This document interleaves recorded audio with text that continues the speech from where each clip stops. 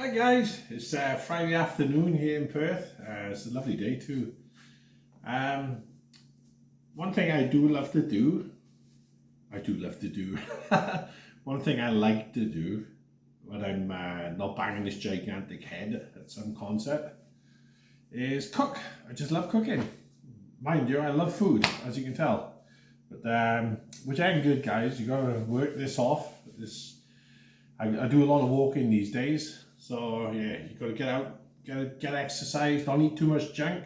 So sometimes it's better to eat food like I'm going to show you now, because a lot of people, they go out here. You see them eating McDonald's, KFC, Hungry Jack's, which is Burger King, but it's called Hungry Jack's in Australia because I think the trademark was already owned in Australia.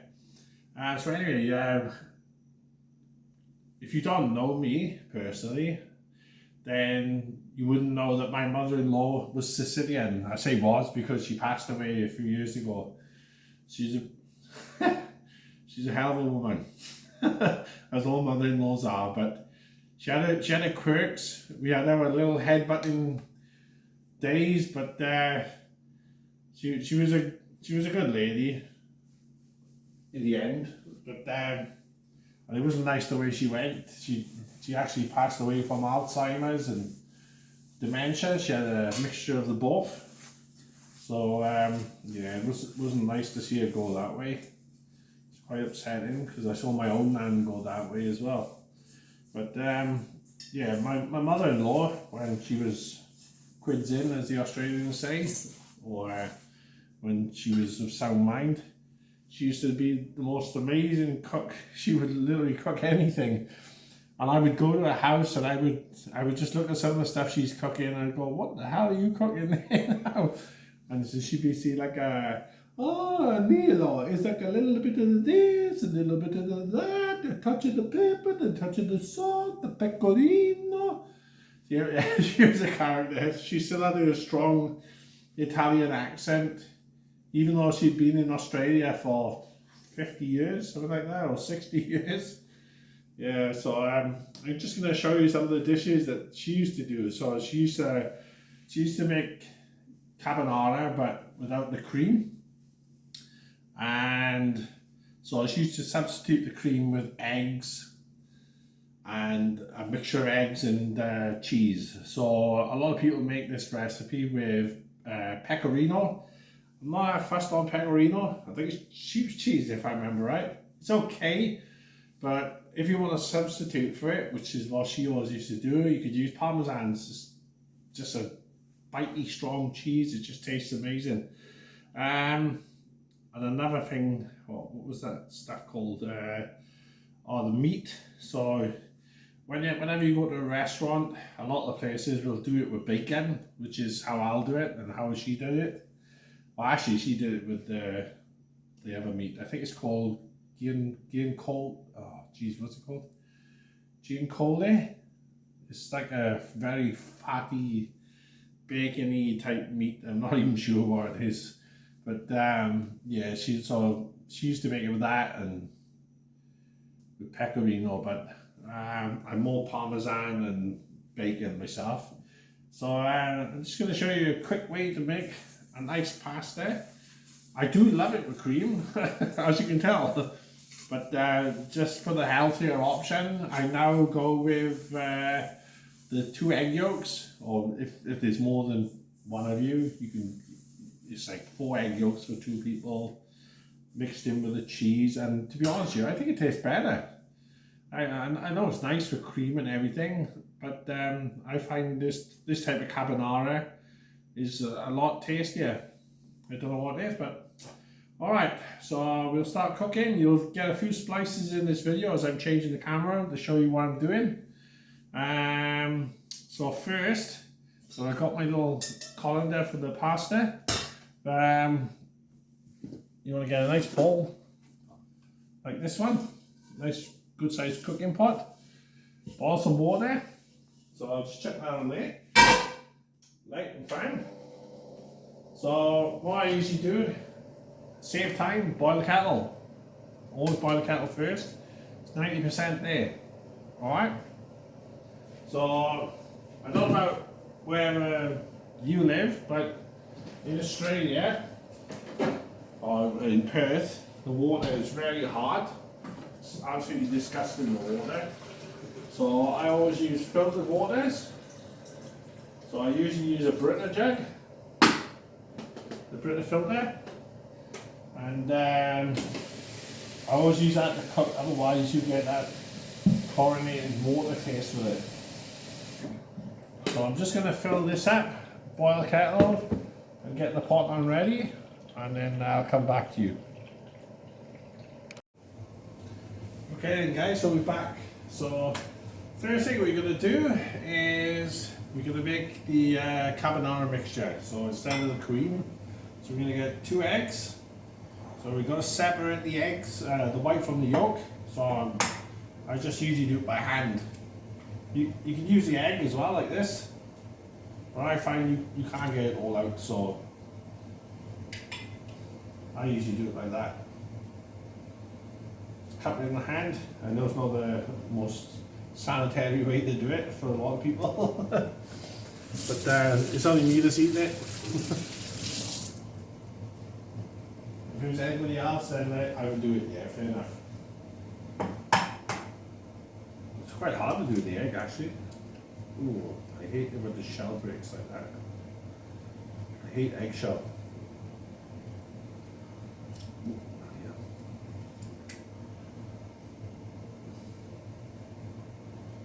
So you separate it now. Like that. So the eggs are separated. And then what you do then is, as I said, I'm going to use Parmesan, so I usually use this one. It's pretty nice. It's not the strongest one. If I can have a good Italian, I'll usually just buy the block and shave it myself. But when it comes to this type of thing, it's easier just to use the packet. So I've got 2 half-empty packets, as my wife always uses one and then opens another one without realising it. So there's the Parmesan. Sorry, I'm not like the chefs. I'm a bit slow with the things I do, but we'll get there. So I'm gonna find a fork. I did have one somewhere. The one in the dishwasher, by the looks of it. Yeah, there we are. So I'll just give it a quick rub. Even though it's been washed in the dishwasher, it can still be a little bit powdery. We put too much detergent in there. So then all I do then is I just mix this up. This little paste. Like this. I can actually put a 3rd egg in this one, I think.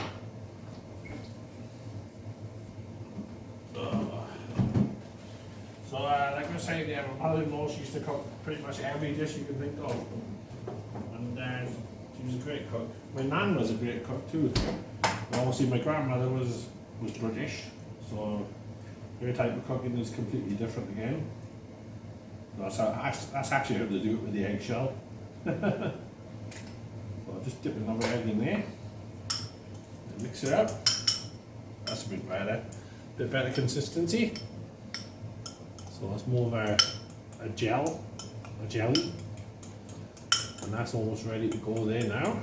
So I'll put a little bit of salt and pepper in there.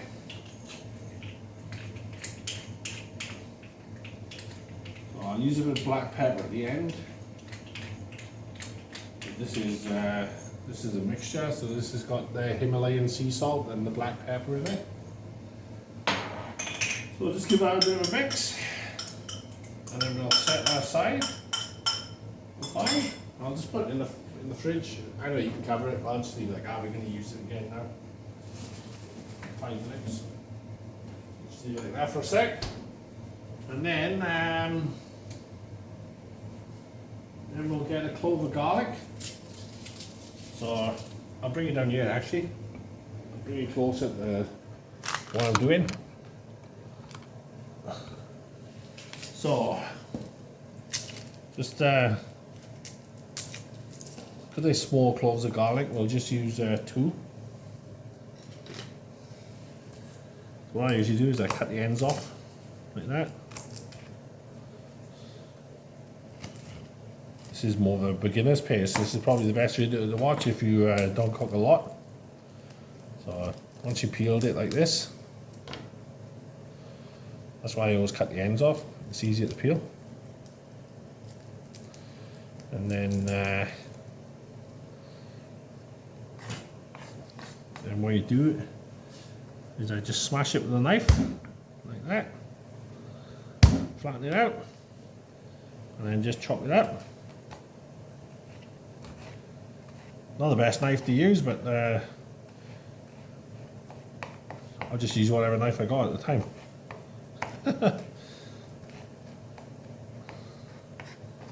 Alright, so there's your garlic, and then it's the bacon. So because I haven't had lunch today, I'm going to put the pretty much whole bacon. See, now it was going to be 2 bacon sandwiches. So I use this one. This one's an Aldi bacon. I like this bacon. It's a Berg from Aldi, and it's just a roundless shortcut bacon. I always leave the fat on it anyway, just to give it a bit of taste. So it's easier to cut it when it's all put together like this. So there's all the slices. So what I usually do is I just cut them together. A lot easier.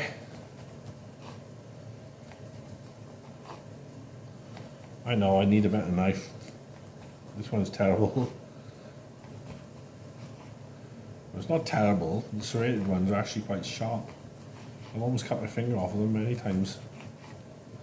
Better be careful what I'm saying. I'll probably do it again. But then just cut in the opposite direction. The chunks.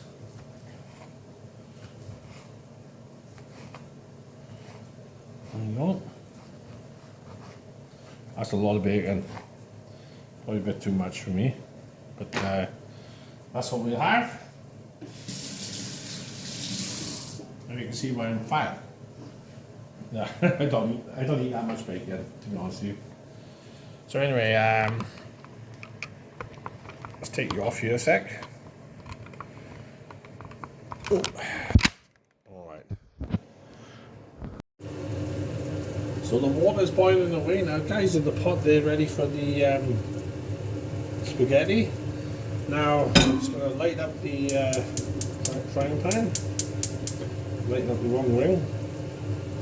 Put it about half heat, usually.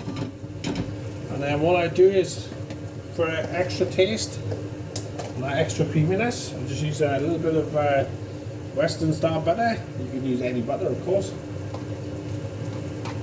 So I'll just get a big chunk like this and drop it in there till it melts. And then once that's melted, we'll add a touch of. Ooh, I've got a bend in my pan. So once that's melted, shouldn't take that long. We'll just add a little touch of this extra virgin olive oil. So I'm not sure where this one's from. It doesn't really say, but we'll add a touch of this, and then what we'll do is we'll fry up the bacon and the garlic. With the mixture then of the butter and the olive oil as well, will give it that extra little bit of taste. So we'll add a little touch of oil now. Only a little touch. That's it. That's more than enough. So give it a spatula. A spatula, ladle. I'll just give it a good mix in. Ooh, you can smell the creaminess already. Just the butter and the oil together. I always keep it on the side plate. My fork, some ladle. And then I'll fry the bacon and the garlic together. So once you've got a nice little sizzling heat, we'll take the garlic and the bacon there, and we're going to drop it in a sec. We turn it up a little bit. It's nice and lavary now. Oh, it's just how I like it.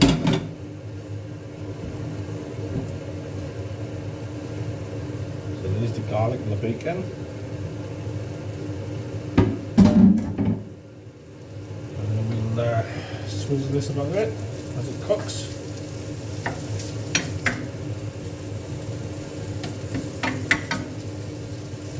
And that'll settle in a sec. And we'll mix it in. And then, so with the pasta, you can use any pasta you want really. You can use I just usually used to use fettuccine normally, just because it's the easiest one to eat with it. Cut the packet. So when that's cooked away,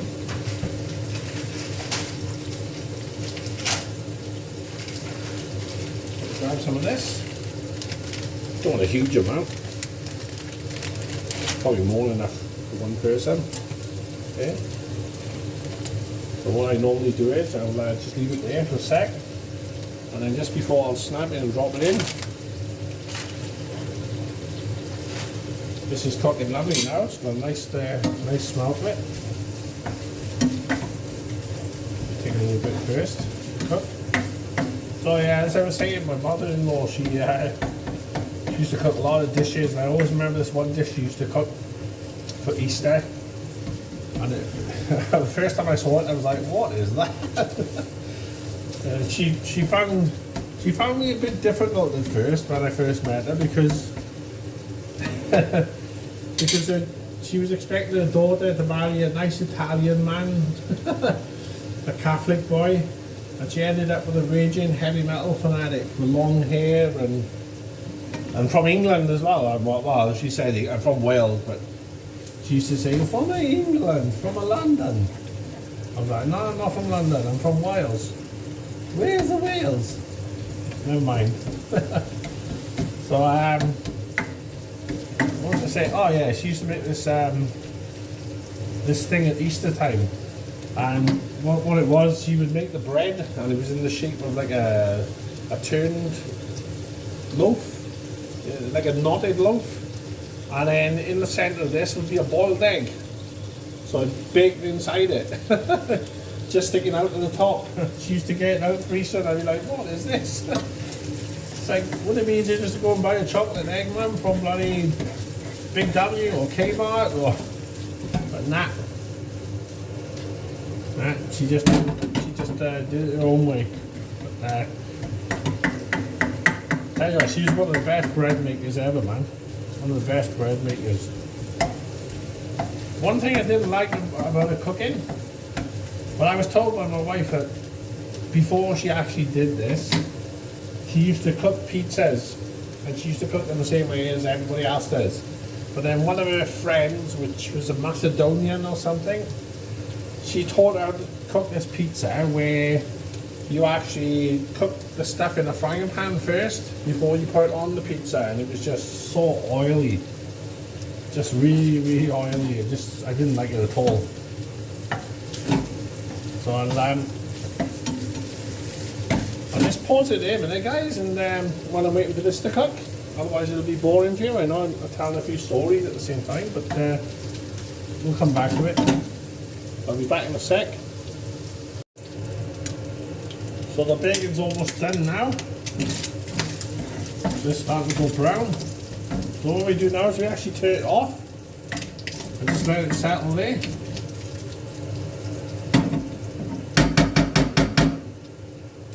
Just let it cook away on its own.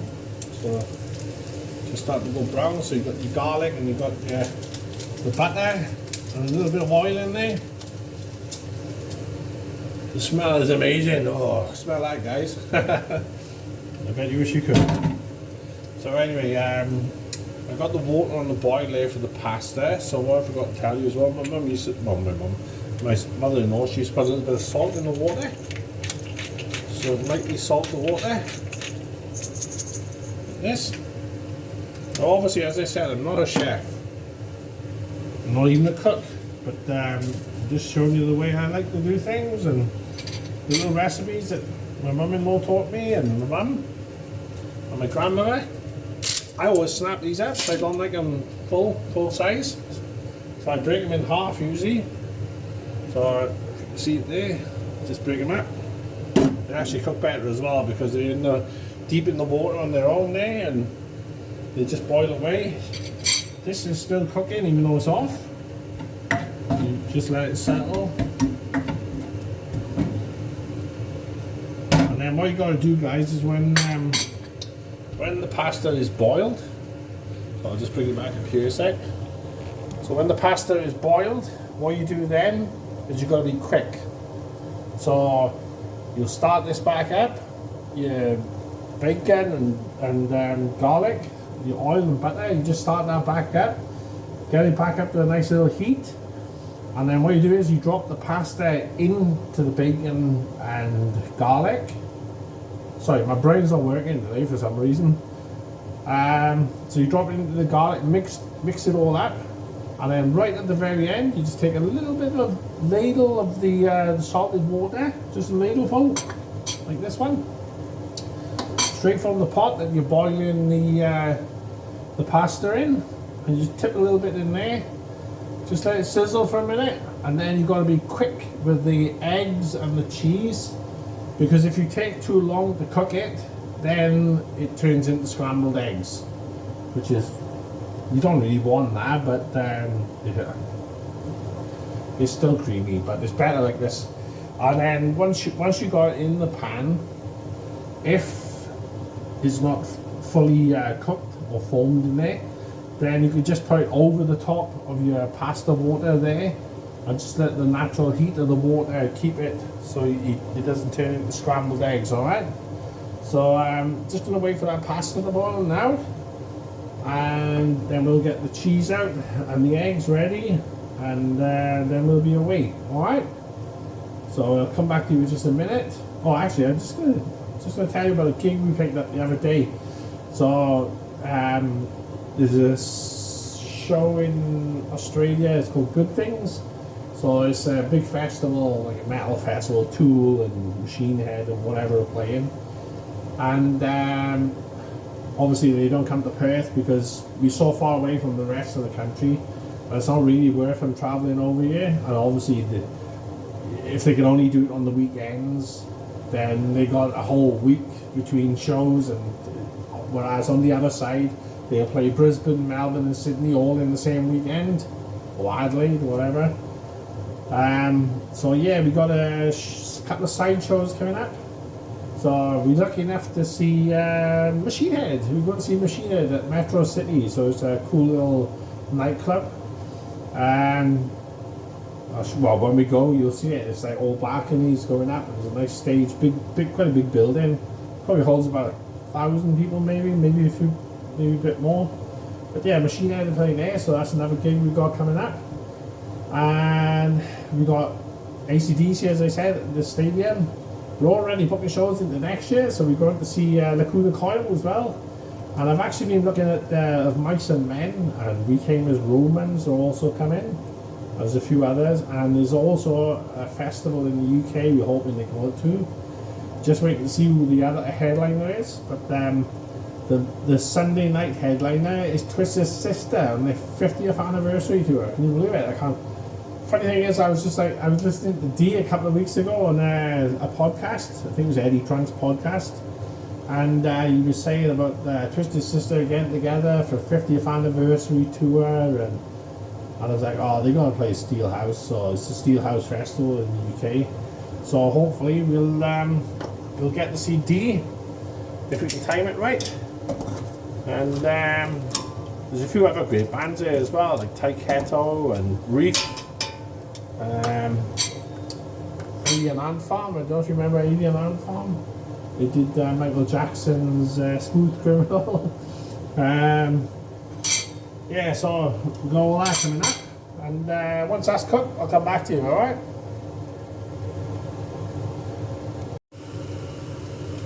Okay guys, so I just put the bacon and the garlic back on. Just bring it back at nice heat. The pasta is now what they call al dente, so it's still got a little bit of bite in it. So what we're going to do now is we're going to tip the pasta in here. Just like that.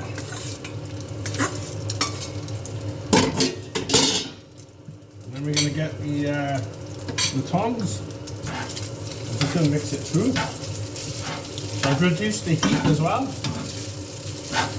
the pan.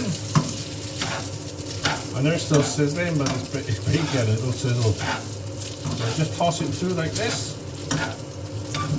Right, you see it's just starting to stick to it. Just toss it through like that. And then, remember our little mixture? Our little egg and Parmesan mixture. So what we do here, I'll just get a spoon. You just tip this in on top. That's why I've reduced the heat, otherwise it'll turn to scrambled eggs. So we tip this in on top, in here, and then we'll continue to toss it, and once you see it starting to turn, then you take it off. So we put this in there now, just on top.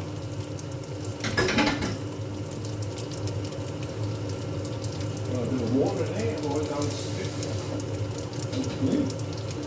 And then we'll toss it through.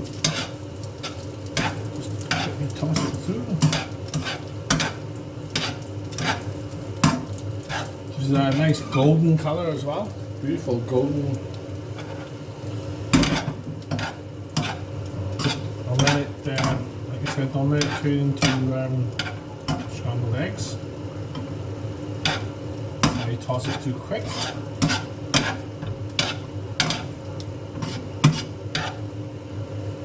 A little bit higher.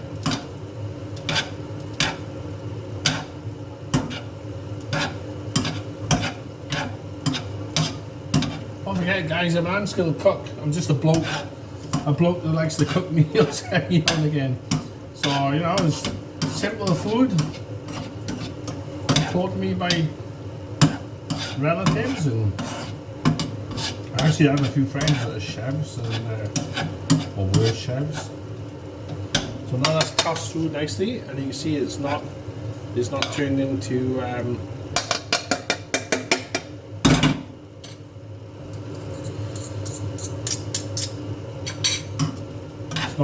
scrambled eggs. So we'll just bring it over here. Alright guys, so this is it on the plate here. So what we'll do now is you'll just give it a little black pepper. Like so. These grinders are not very good. There we go. And then we'll just use a little bit of Parmesan to the top. Like I said, I'm not fussed on pecorino, so that's the reason why I do Parmesan. You can have whatever you want really, but there it is.